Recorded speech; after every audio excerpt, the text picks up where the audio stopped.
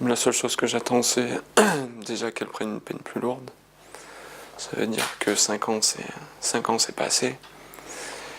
Et peut-être avoir des révélations de Maclouf, mais moi, je pense pas qu'il y aura plus que le premier procès qu'il y a eu. Pas de la part de Bourgeon, du moins. Vous l'appelez Bourgeon? Ouais. Ça lui suffit bien, ça, Bourgeon. Nicolas Chafoulé, qui est le père donc, de la petite Fiona, il m'a donné le sentiment d'être un père en quête de vérité. C'est un papa déchiré. On sent qu'il y a eu des moments pendant le premier procès où il y a beaucoup de souffrance parce que les débats sont durs.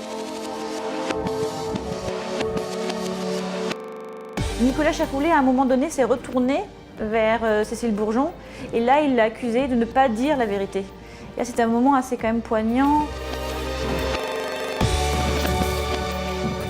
L'enjeu principal, c'est d'obtenir enfin la vérité sur ce qui s'est passé. C'est le minimum que l'on doit à Nicolas Chafoulé, qui est partie civile dans le cadre de ce dossier. C'est de lui expliquer comment Fiona est morte et où son corps a été jeté. Faut qu'il leur colle une peine correcte, qu'ils ne ressortent pas avant des années.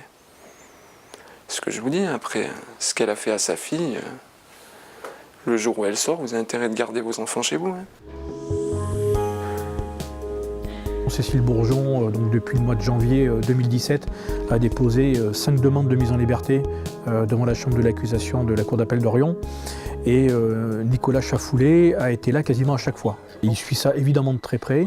Et je sais que ces demandes de mise en liberté répétées l'ont fait bondir. Je suis ravi de la multitude des demandes de mise en liberté. Ravi.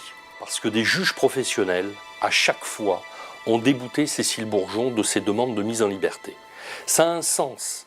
Ça veut dire que 3 magistrats professionnels ont des doutes, et je dirais même des certitudes, et je vais même avancer une intime conviction sur la culpabilité de Cécile Bourgeon. L'ultime épreuve, ça sera sa sortie.